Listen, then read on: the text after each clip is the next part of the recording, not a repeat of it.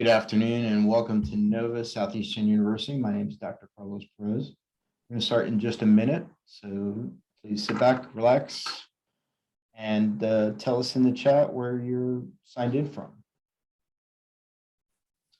Where are you today, Kendall? I'm here in the Malt Psychology building in Fort Lauderdale. All right, very good. And Dr. Indelicato, where are you? I'm at Pacific University in Portland. Portland. So I went to Oregon State for a little while, so I really miss the Northwest. It's really beautiful. I love the areas around the ocean, especially. They're so lush and green. Yeah, it's nice. Welcome, Homestead. Welcome, buongiorno. Italian. We had a little Italian there. Welcome, everyone. And again, my name is Dr. Carlos Perez, and I'm welcoming you to Nova Southeastern University. This program today is part of the series of NSU Sharkchats. We are excited to have an alumnus featured today, and I'm also welcoming one of our clinical psychology students, and Dr. Heather Indelicato will be presenting on a very important topic. And Kendall, can you help me with the introduction? Yeah.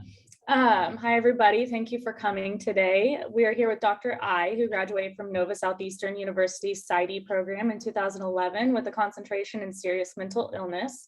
Her overall areas of interest within the field are public health and suicide prevention strategies in high-risk communities, integrated behavioral health practices in rural healthcare settings, supervision, and feminist organizational leadership approaches. In honor of World Suicide Prevention Day, she's here to talk about the Zero Suicide Initiative. So Dr. I, the floor is yours whenever you are ready. Thank you. So because today is September 10th, we're marking World Suicide Prevention Day by creating hope and coming together to discuss a very challenging topic. And suicide is just really hard to talk about for a lot of people. And there are no easy answers, right? Because it's a multifactorial phenomenon. So I want us today to have a more like a conversation to start what can be an ongoing discussion amongst professionals, students, staff, even people outside of our profession, because I'd like for us to help each other create a more culturally attuned vision to address suicide with Indigenous communities. And in particular, today I'll be talking about the Navajo community, the tribe that is in the southwest of the US. Let me get started.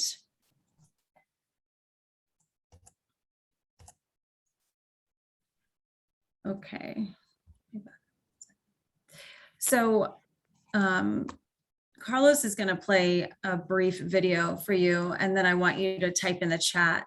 I just want your reactions to the 20-second video, thoughts, feelings, associations, anything that comes up for you.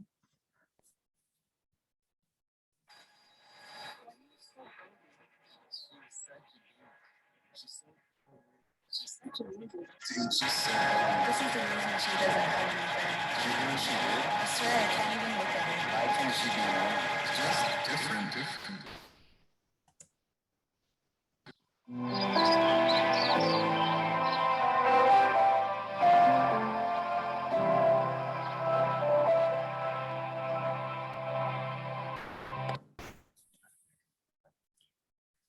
So if you could type in the chat box, just any kinds of thoughts or feelings that come up for you after seeing that. Fungus-free toenails in 2 weeks.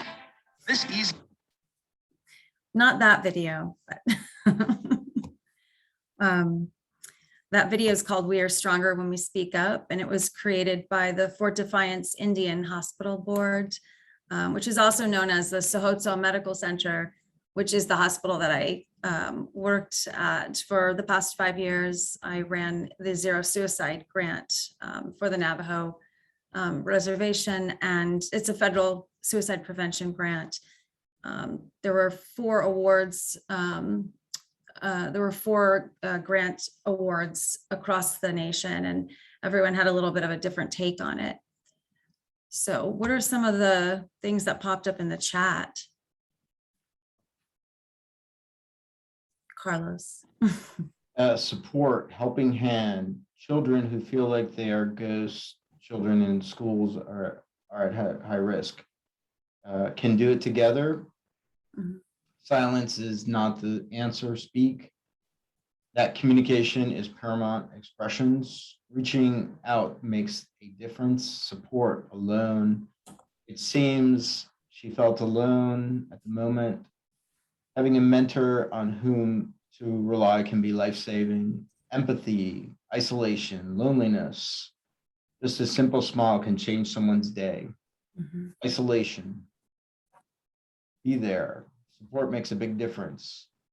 Unity and strength are themes displayed here. Mhm. Those are great responses. Often when I show the video, people will sometimes say it felt real for them, like it felt like an actual experience that they were witnessing. Other people have commented on the fact that, we're not leading with the word suicide. We're sort of telling a story, so it's more visual, which is appealing to Indigenous. I'm going to generalize just for purposes of conversation, but which can be very appealing just to Indigenous communities. And then if you see, like someone said, lonely or empty and disconnected, but when she's reaching out back to her sort of traditional roots, that's where it was warm and welcoming. And it evokes a safe space for her. And I think that bridge to figuring out what are people's safe spaces is the really important thing to do when we're working with a culture that, it's not my culture. I'm not Navajo. And so today, when I talk about Navajo, when I make some generalizations, I'm not here to speak for all Navajo people. And I'm just gonna share, my experience and what I learned from working with this community. So something that's very important in Navajo culture and across many Indigenous communities is when they have meetings or even teaching or gatherings, they'll do something called opening in a good way. And it's really like sort of giving everyone this positive, kind sentiment, this reflective kind of energy, that they hope that they have a good conversation, that it's spirited and it's effective or helpful in some way. And so often when I first started working there, I would go to meetings and everyone would do a prayer, or they'd say, we're going to open in a good way. And so I'm inviting you today to join me and we're going to open in a good way. So thanks. I wanted to explain that because it's really important. Okay. Another critical piece of working with Indigenous communities, and frankly, this is happening, it's a trend, or it's more pervasive across higher education and in many meetings that I've attended with APA, is acknowledging who was before you on the land that you sit on. And so we call that a land acknowledgement. And a lot of you guys are probably already familiar with that, but we want to recognize, and this is a lot of text, so you don't have to read it right now, but we want to recognize and acknowledge that the impact of colonialism and the fact that our footprints weren't the first ones in the places where we sit today. And so even though I'm in Portland, I did write the land acknowledgement, and often you pull some factual information or history, but you weave in something that's heartfelt or a connection that you might have to the tribe and the land. And so I wrote a little bit about the historical piece of the Navajo Reservation, because it's the largest in the United States, and it does stretch across 3 states. So Arizona, New Mexico, and Utah. And many people think it also overlaps with Colorado. Technically it doesn't, but the Navajo people are known for being from the Four Corners, and their creation story actually comes from the Four Corners area. 4 is a significant number for them. And it's just a really interesting culture. There are also like 4 bodies of mountains that are considered spiritual land. And so Navajos, I guess the main piece that I really want to talk about briefly is in 1864. So they had been doing well in the Southwest, and there was an alliance with the Spanish. But then in 1864, Kit Carson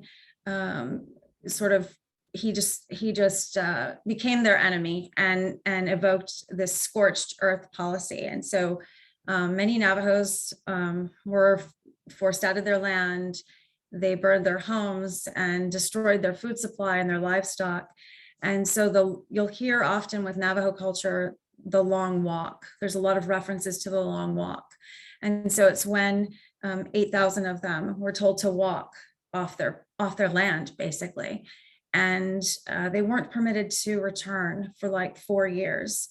And so I really want to honor the land itself and those who remain stewards of the Navajo Nation throughout these generations, because I think us coming together today and having a discussion about this acknowledges also our relationship to wanting to learn more about Indigenous peoples and suicide prevention.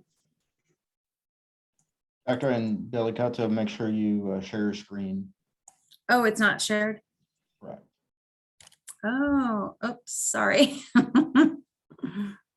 me do that. All right, I'll let you know when you're set. Thanks. I really appreciate your words. On this. Thank you. Tone. Oh, wow. So when I said that's a lot of text, no one saw it. I was great. waiting for a good break. And, Awesome. Dr. Cash sounds very much like the Cherokee Trails of Tears. Mm-hmm. Yeah, I've That's heard well that. shared. Okay, we're good now. We're up. Correct, you're good. Okay. Oh, you guys missed my picture. So these pictures are all mine and or my partner's. So we want to share them with you. And that is actual pictures from where we lived on the reservation. That's the opening in a good way. And then we are leading into the land acknowledgement, which is really important. So, but yeah, Dr. Cash, it seems aligned with that, where people were really robbed of their lands and then further traumatized by having nowhere to go and then being pushed off. So thanks. Okay, just some general talking points because I didn't want to make this formal. I'm going to just describe briefly what the Zero Suicide Initiative is, because it is a gold standard for suicide prevention within healthcare systems. That does not mean that we can't take pieces and parts of it and use it, in different ways. But specifically, ZSI is a healthcare option or plan for preventing suicide across an agency. And so it really raises the bar for everybody. I'm going to give you a brief rationale and justification, for using this model, but also we'll talk a little bit about the potential limitations of using ZSI because it is a top-down model, and Indigenous communities in general, that's not really the best match, according to the literature and many consultants that I have talked to from different tribes in New Mexico area. We'll also talk briefly about cultural considerations of suicide prevention and mental health approaches in Indigenous communities, and the application of specific culturally informed methods. So when we think about culturally informed or cultural competencies, right, it's not a static construct. It's more about progressing and developing and becoming more culturally attuned with a specific community, a specific patient, a specific population. And I think as psychologists, we definitely have to work hard to keep our awareness of that building, and not only our skills, but really this sense of being culturally humble and asking, for help when we learn that we have a lot of answers and we're good at solving problems. But sometimes it's about listening and letting someone else lead the way. This picture, this picture is Window Rock. It is the Navajo Nation's capital. So it's where their president resides. And that is the actual picture of Window Rock itself. I wanted to share that because not only is it a cool picture, but Window Rock and the Navajo Nation, they announced a decree, which is pretty progressive, for suicide prevention. It's like a proclamation across their reservation. And not all tribes have done this, as you may imagine. And it's really an important move for them that I think that they made, because in Navajo culture, there's no one word for suicide. So it's not like a translatable language. It's not something that I can say, well, just use this word when talking to Navajo people. It doesn't work like that. A lot of the words, behind the words are stories. And so there are feelings attached to the stories and history. And it's really difficult to challenge somebody around their own language, and inappropriate, obviously. But I think it's really important to keep that in mind, because if you imagine that you have to teach a patient or an organization about suicide prevention, but there's no word for suicide, you can imagine the challenges around that. And so for me, I tasked myself with trying to learn what that was about, in what way could suicide be represented, but also with an aim towards like strengths and actual prevention efforts. And so I think that it's really just important to understand that the language is representation. It's what we do. It's what we're doing right now. And so when you teach people, about suicide and they have no words for it, it's not going to come to them easily. It's not at all comfortable. There's a big stigma attached in this community to discussing suicide. And two things. One, not all Indigenous communities are the same. So they're not monolithic groups. And so when you read these stark numbers about suicide being this, being prevalent across Indigenous communities, it's actually not true, because some tribes have no suicides.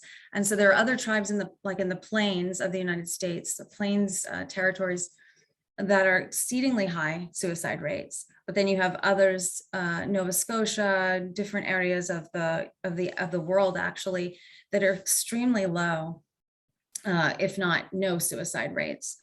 And so those are important things to remember, because often people kind of sort of generalize about it, and I want them to be careful about doing that, to be more responsible when they represent that. And then the other thing that I really want to talk to you about is when we're sitting with a patient and we're listening to a patient describe a story, and they say, well, if I think about that, it might happen. What if it happens? And you guys can type in the chat if you want to have an exchange around this. But, in CBT worlds, I might think, that's a cognitive distortion. Or when someone tells me, if I think this, the worst thing's going to happen, and is that catastrophizing? I have that language and those tools from my training. However, in this culture specifically, there is a deep belief, it's almost like in people's bones there, that if something is said or discussed or described, that it will actually bring that to them and or their family members. So it's usually in a negative light. It can bring harm to them or sadness. And I have many examples, but a really nice one is I did do a risk assessment with a teenager in the pediatric department of our hospital. And I didn't understand what she was trying to tell me. And then I asked the mom, and the mom was involved, and nobody had any words for what they were experiencing.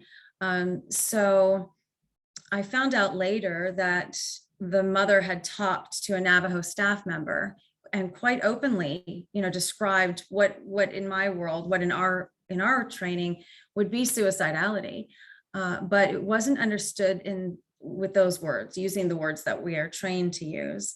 And so listening carefully and asking people gently but explicitly, which is kind of difficult to do sometimes, but making sure that we really know what's going on with people, and that there is a fear about discussing things like suicide. It's just really present, and it's really challenging, because I remember at first being frustrated, like, how am I going to deal with this? And I don't know what to say. And I realized it's not about saying, it's about listening and letting people teach me that, there's this dark fear, but if someone's really in danger, that they're likely to share with me if I've earned their trust and I'm able to be there for them, or they share with somebody else in the hospital that can help them.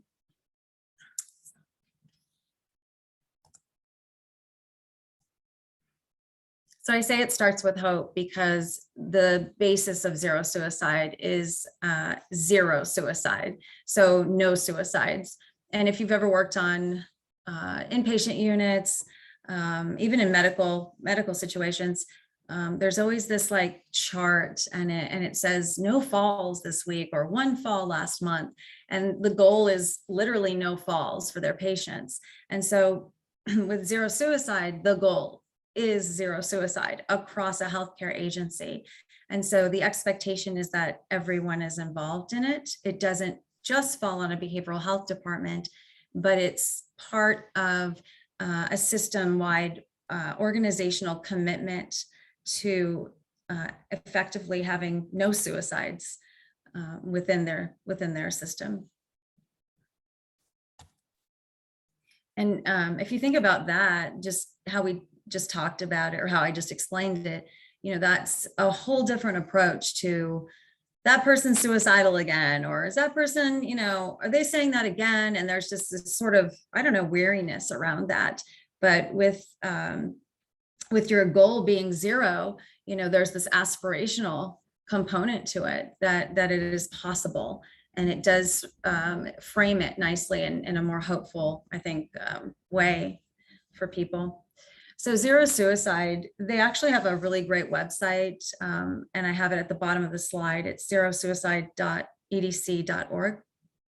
And they've got all these tools in their toolkit to share with you. And I would say everything is free and accessible. And there's some tribal information on there about different tribes if you're interested in this population. But Zero Suicide, it's a system-wide organizational commitment to safer practices. And that's across all departments.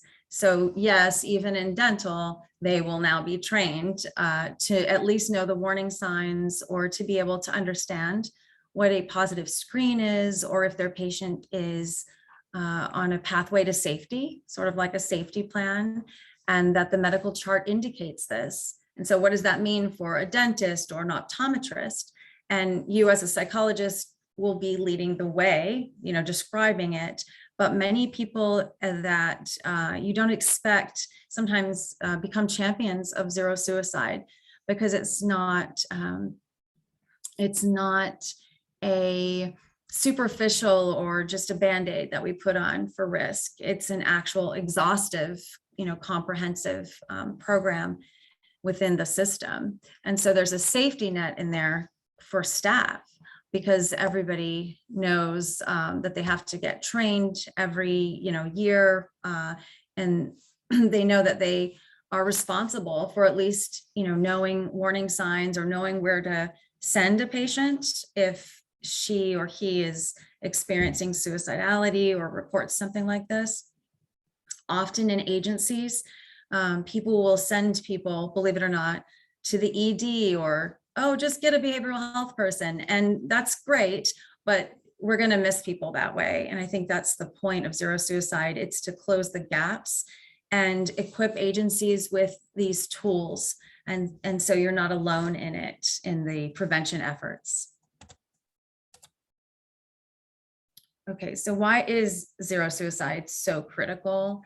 I'm going to show you why. And these numbers are pretty current. They're from last year. So 8.5 of people who have died by suicide per their chart records in longitudinal studies consulted a physician or attended an ED room on the day that they ended their life by suicide. So that very same day, there was a contact made with someone in a healthcare agency, which has profound implications that we'll discuss at the end of this slide. So a little over 4% of people who died by suicide had a contact with a physician or were seen in the ED the week before their death by suicide. Almost 61% were seen by a physician or ED visit the month before. And notice I'm not saying they were seen by a behavioral health clinician. I'm saying a physician or another healthcare provider. Often it's in primary care that they're seen. They're simply not screened. They're not asked for help, and or the warning signs or any kind of risk stuff is not caught.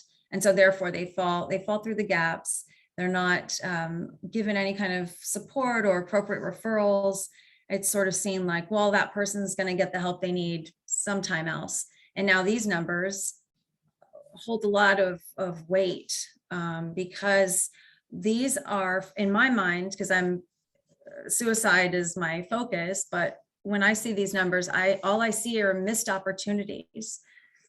So I want to create ways to catch these patients. And if it means screening them or someone making a phone call, but I think really just asking people that are in acute situations or experiencing chronic pain, there's a whole list, right?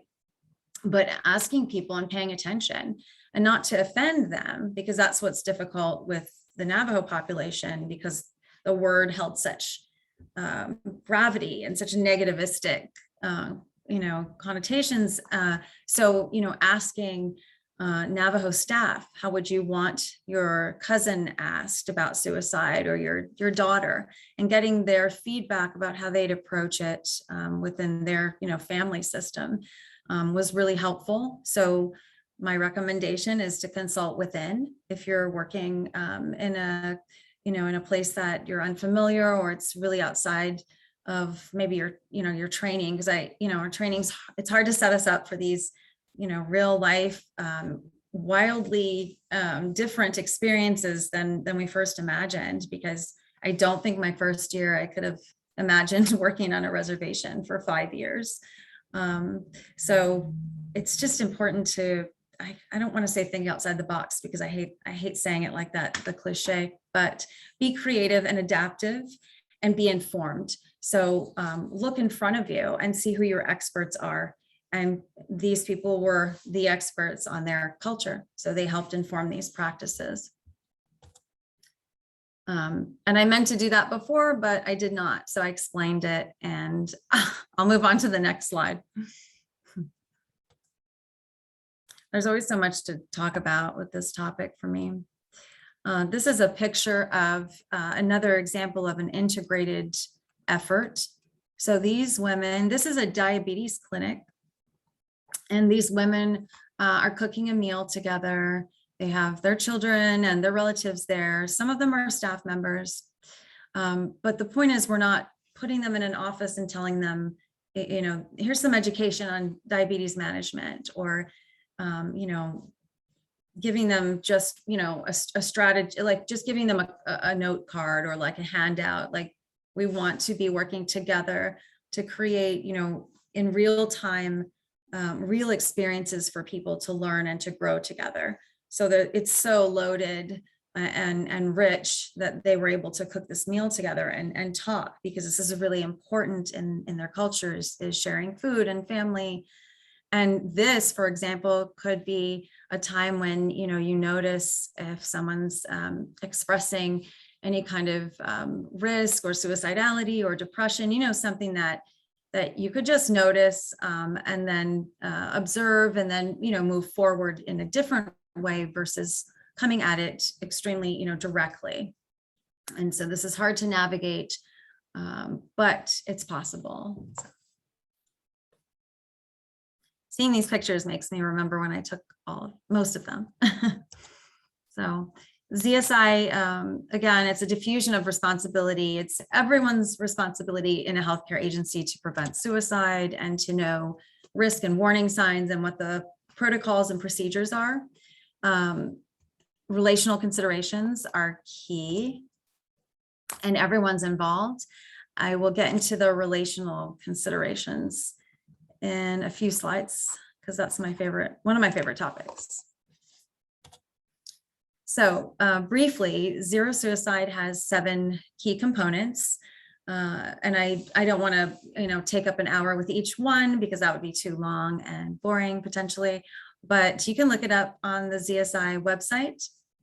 The first one's about leadership and buy-in, organizational commitments. So a lot of times agencies will do something called an MOU, which is a memorandum of understanding. And so they'll connect with other agencies or community behavioral health teams or crisis EMS, and they'll engage their leadership in aiming for zero with suicide prevention. It's really clever because it engages everyone, again, relationally and making connections, which is a protective factor for suicide. Training, all staff, everyone's expected to be trained. There are usually different tiers of training. So somebody working in maybe housekeeping or environmental would not be expected to have the same levels of training as a clinician would. However, they are expected to have some training. And as you may imagine, that was a hard sell to this community, to this hospital, but we lost a staff member at the end of last year, in December, actually, to suicide. And it was a big, it was a really difficult experience. And I share with you because it really hit home for some of them. And I saw a shift after that happened. And I hate that that happened. And then you saw change, but that's not the only way to frame it. I think that change, the seed of change had been planted. And so maybe people were more ready for it. But it was a real, tragedy and hard to deal with. But the zero suicide response team that I led we do debriefing across the hospital. And so prior to zero suicide, something like debriefing didn't exist for that, especially with suicide, sometimes with medical teams, but with death or something that happened on a unit, but not specific to suicide. So this was a big change and an opportunity for growth. The third part is identify, and identify usually looks like screening all patients, but some agencies don't want to just screen every single patient every single time. And it's up to systems to really decide what works for them, because we have the evidence, with what works in our field and based on, literature and data, but that doesn't reflect specific Indigenous communities. And so I think we need to move carefully, and really work towards being more inclusive and understanding that it's evidence-based, evidence-informed interventions, but it has to be culturally attuned, which is a step up from competencies. It's attuned to what that community is experiencing, what their beliefs about suicide are, and the stigmas and the collective sentiments held around the concept of suicide. So identify is about risk screening and assessment. And we did use evidence-based tools, and I can talk about that later, a little bit at the end. Engaging, so engage is about getting people on board with safety plans right away, or connecting them to somebody that they may feel comfortable with. So instead of somebody gets screened in women's health clinic, and the behavioral health clinic is all the way at the end of the hospital. And so I used to call it a walk of shame because the patients didn't want to go to behavioral health. And so someone in that clinic would say, you have to go to behavioral health. And I would say, no, don't do it like that. Have somebody either walk with them, have somebody come to the patient, because that is possible. Someone can go to that patient and talk to them and start building some rapport, or you can engage a provider that already has built trust with that patient. For example, a lot of my patients were very close to their midwives, and they felt really comfortable talking to their midwives, even about suicide. And what I would do is I sort of frame it in my mind like a relational economy, like who has the most investment, or who's invested in this. And so I would train the midwives to do something called caring contacts, which is another piece of ZSI. I like to thread these pieces in. But caring contacts are non-pressured outreach contacts to patients. So sometimes it's by telephone, and other times it's sending a postcard. The VA actually has a lot of research on how this has saved lives and helped transition veterans from an ED risk visit to a follow-up call, and how that really has helped them. And there's some really great research being done by the VA around that issue. So engaging starts right away. We don't wait and give them a referral. We don't wait a month. Did they make it to their appointment? We are on it right away, and we're transparent about number 5, treating. So we're transparent about the fact that the patient is now on what we call a clinical pathway to safety, and that it's going to be in their chart, and in no way is this framed as an aversive consequence for reporting, but it's more like, oh, we just want to make sure that we're responsible with you. And so that's the trick of getting somebody that they feel comfortable with already opening up to, or that they might want to talk to other than me.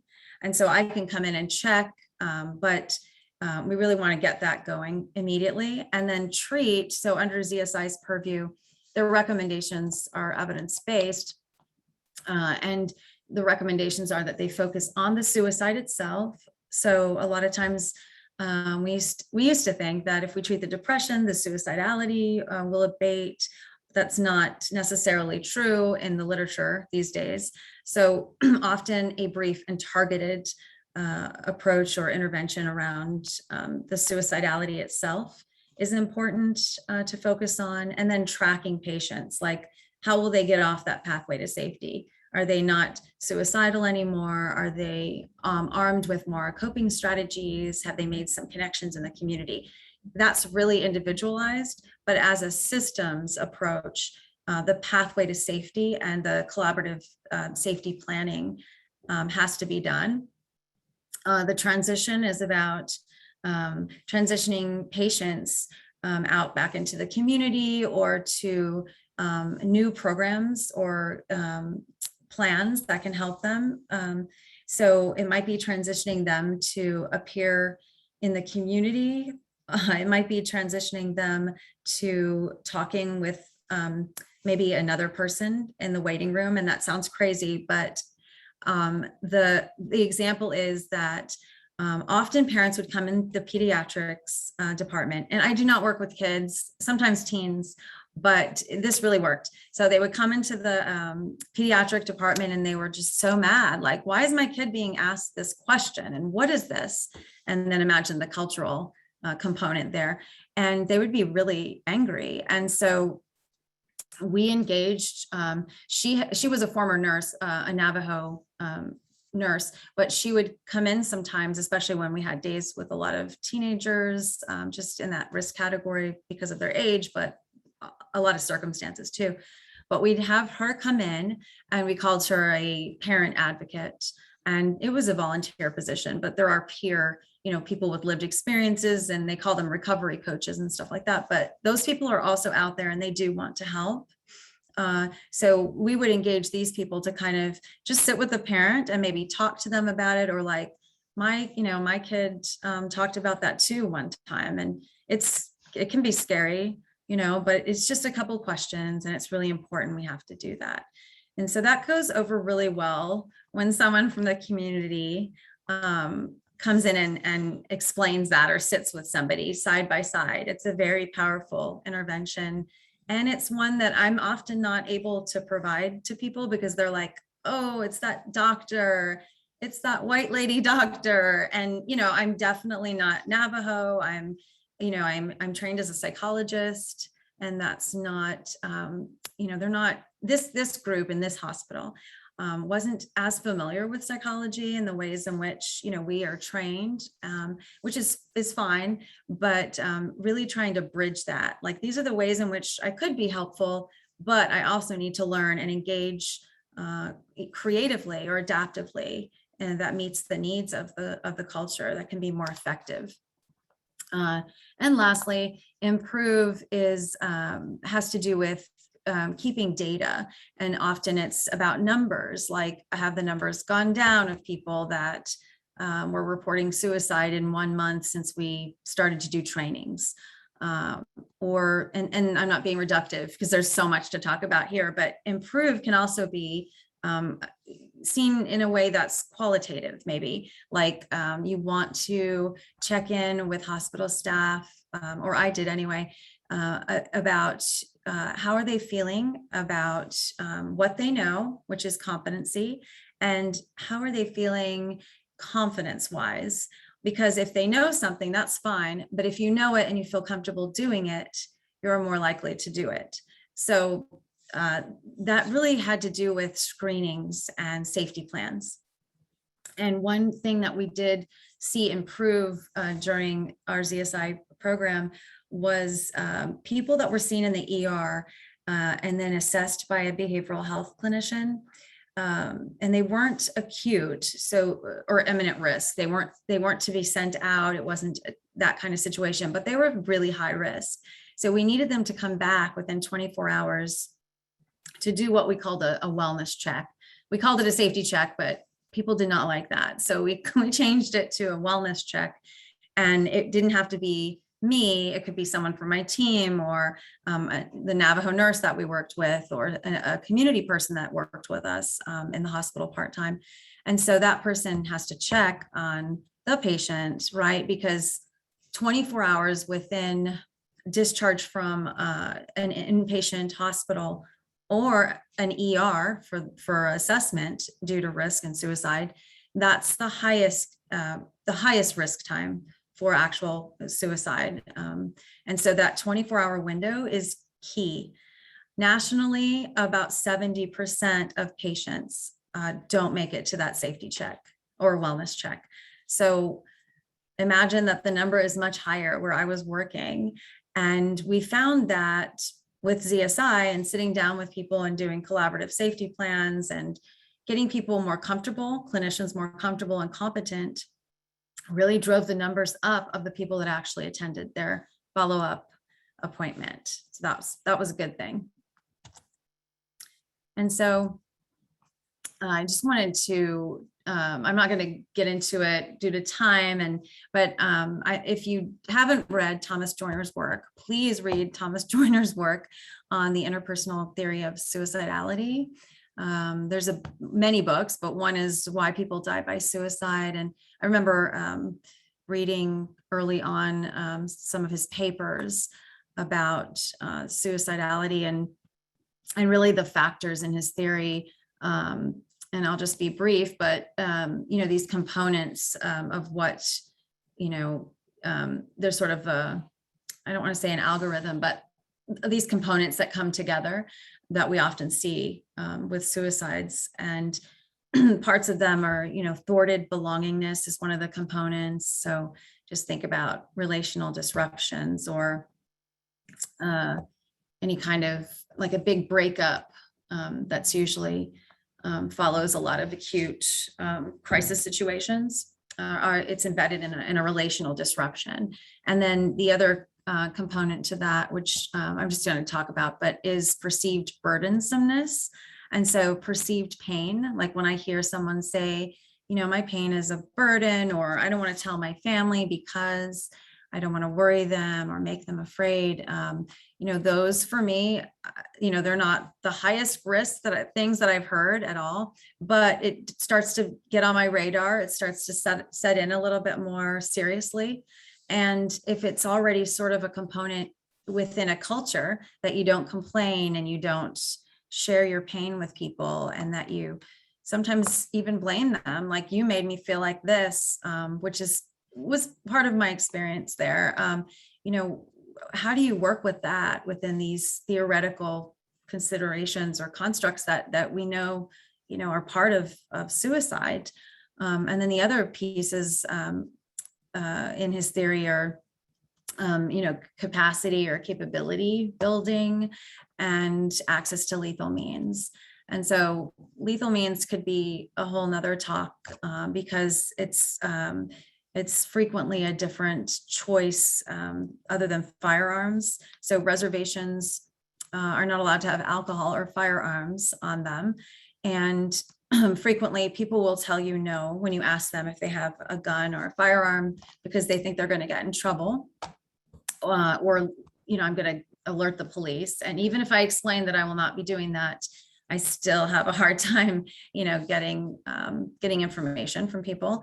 And so a lot of times what was reported there, because we did track these in the community, it was a method, and I wouldn't discuss this in a layman, in a lay person's webinar, but because you're professionals or burgeoning professionals, psychologists, the method, a lot of times there was hanging, and it gets categorized as asphyxiation.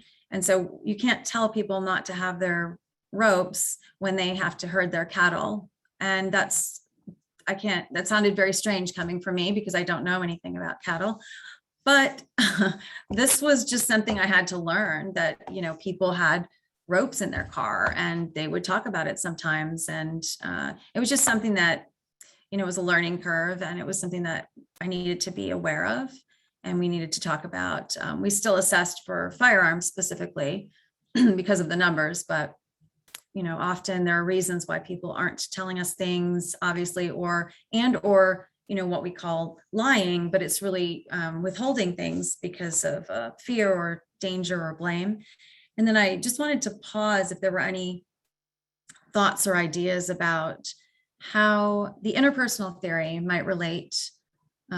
This is a wildly difficult question, I'm thinking now, but maybe not. You guys are smart. Interpersonal theory of suicidality, how would that relate? Why am I talking about that in context of Navajo and Indigenous populations? I'll ask Carlos if anything's in the chat. And if not, we'll keep moving.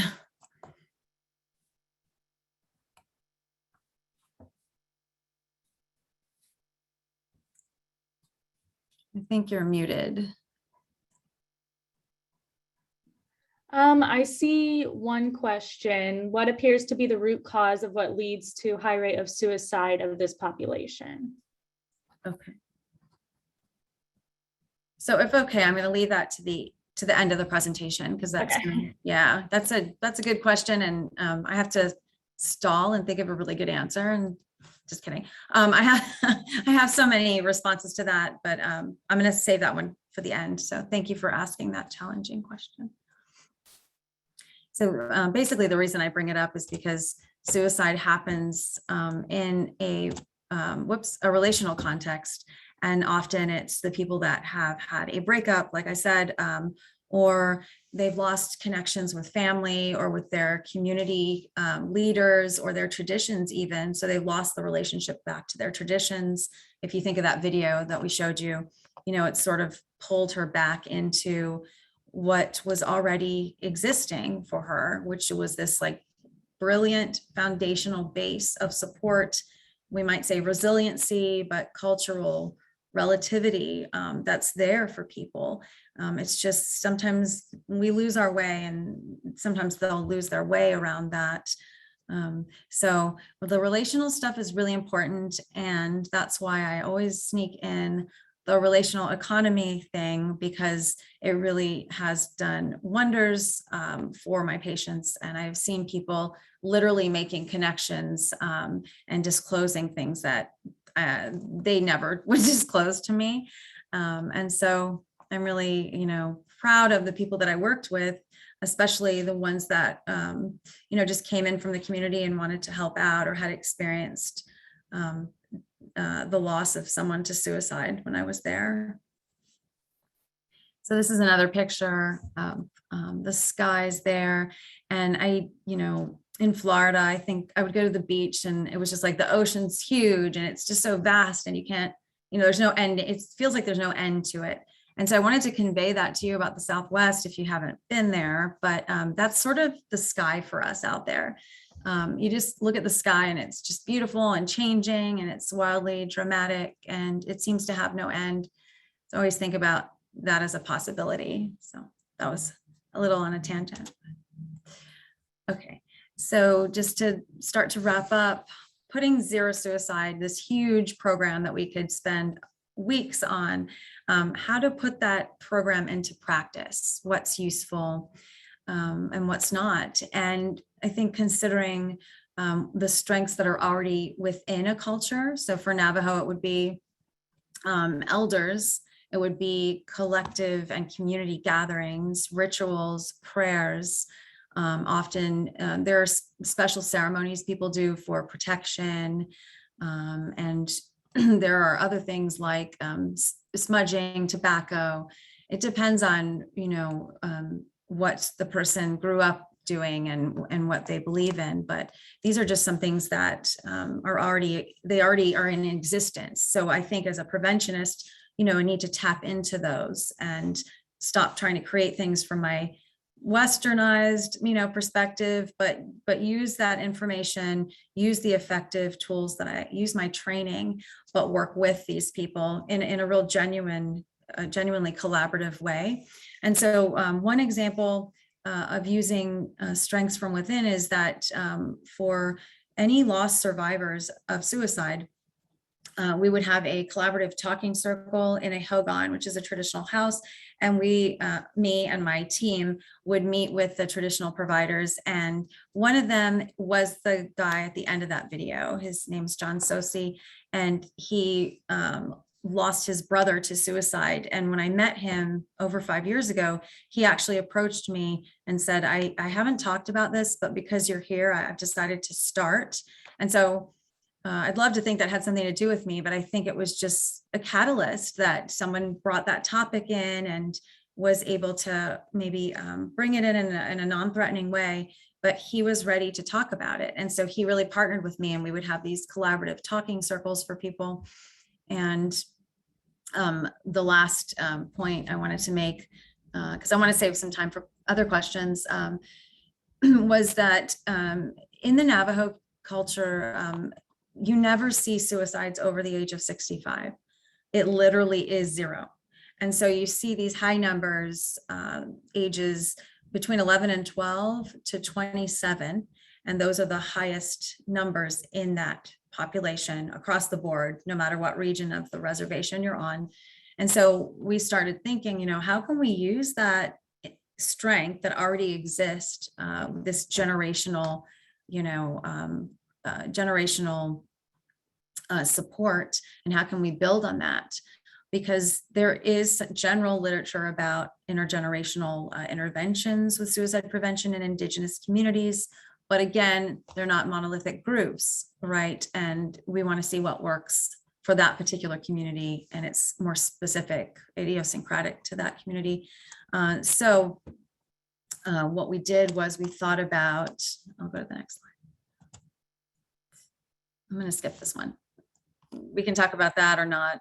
That's not it. I wanted to show you this one. So hold that in mind, the intergenerational intervention, and then you look at a safety plan. Okay, so this is the Stanley Brown safety plan. It's collaborative, it's stepwise, it's used throughout the healthcare agencies.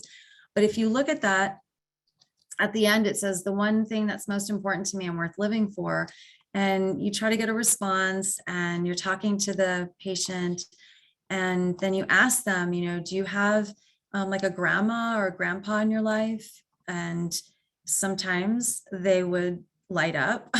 Other times they'd say, yeah, I really miss her.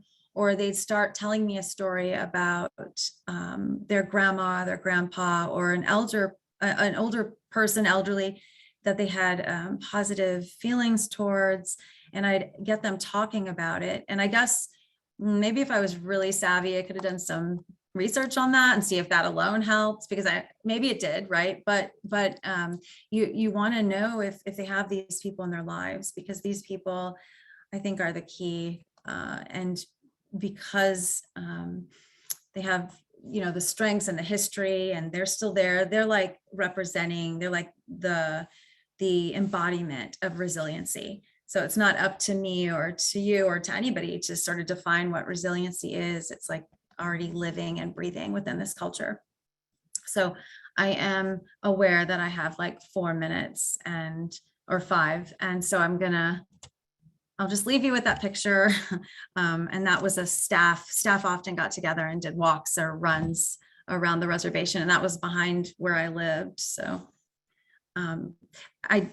any questions? I'm still working on the root cause, because that's a good question. And I can just keep speaking about that unless there's some other questions that I can jump into.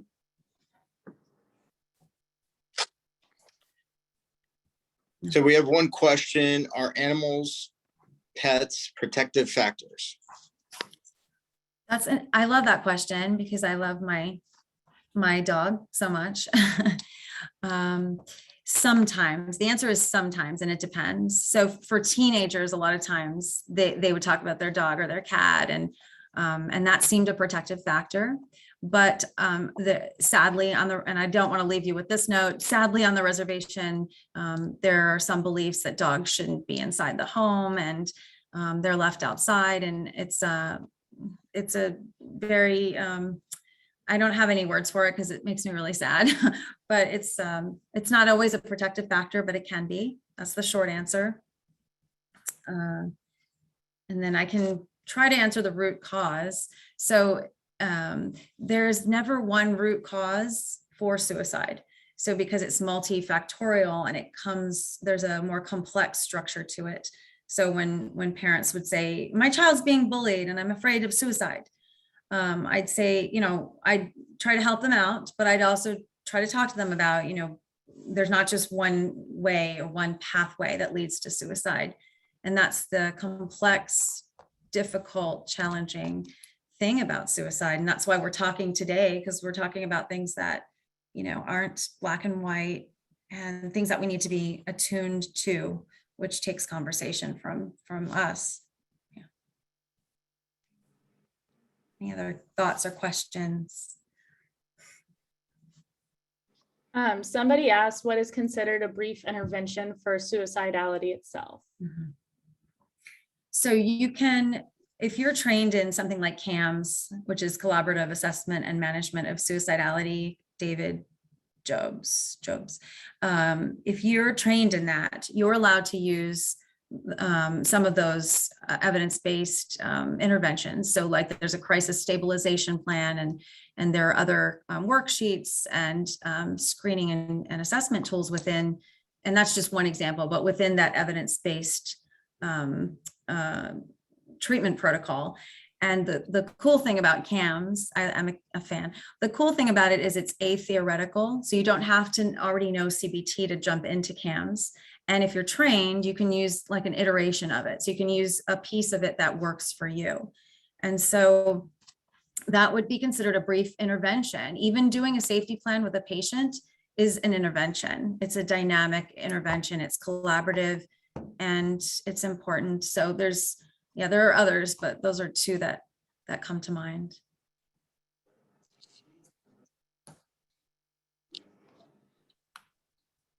Yeah. Another way to look at interventions for Navajo, for the Navajo community was getting them a referral, because we had traditional providers that we could actually bill some of their services for. So it was just a partial percentage, like 20 or 30%. But we would get them lined up. And so they'd meet with the provider like my friend that was in the video, and then they might meet with me 2 times. But that's also a way to look at interventions, thinking sort of outside maybe our training a bit, but really working within the strengths that already exist. That's my takeaway. Yeah, thanks. One last question. Lewis asked, would there be a silent suicide where a person through drug, alcohol abuse does not think of suicide, but through contentious drug abuse can die? Yes.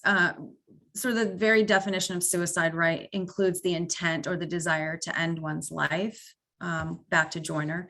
And so that usually has to be present for us to categorize a death as a suicide. But we know due to medical, due to lethality and the severity of the attempt, that there's something called an inferred suicide attempt. And so it is up to the hospital, the organization, whomever, to sort of categorize it as such. But as a clinician or a leader in this movement, I would document all of that, and I would reflect with my peers and talk to other people about that, because it's not so straightforward, suicide. So I hope that answers the question. Could we take one more? Kendall, do you have? Yeah, I see one more in the chat. Wouldn't the tendency to commit suicide demonstrate failure to integrate in the American society at large? Shouldn't this be a focal point? A focal point of protection. So maybe, but however, there's a real tension on all reservations. I can generalize, but especially here, because a lot of times there aren't any job opportunities, and there's a high percentage of people who don't complete high school. Some people are living in very remote areas without electricity. And so if they get a chance to leave the reservation or get some education elsewhere, many of them want to return, but because of lack of opportunities, they don't. And so it torments people that they can't come back and help their family members, that they've gone a different way. So it's a really complex way to think about it. I would not necessarily say that should be the focal point, because zero suicide, right, is focused on that agency in that community, in that tribe or in that population. And so I guess working within and thinking about a bottom-up approach versus a top-down is really the way to go. So I'd want to know more about that question. But that was a good question. Well, Dr. Delicato, that is very insightful. We've gotten some incredible feedback from some of your former professors, some of the students are on. We thank you very much for your insight. I also like to thank Kendall, our student, who's joined us, and there's many students on, and I really appreciate your time. Yeah. On this time. Thank you for joining us. Yeah, thanks for having me. This was great. Thanks for letting me share my work.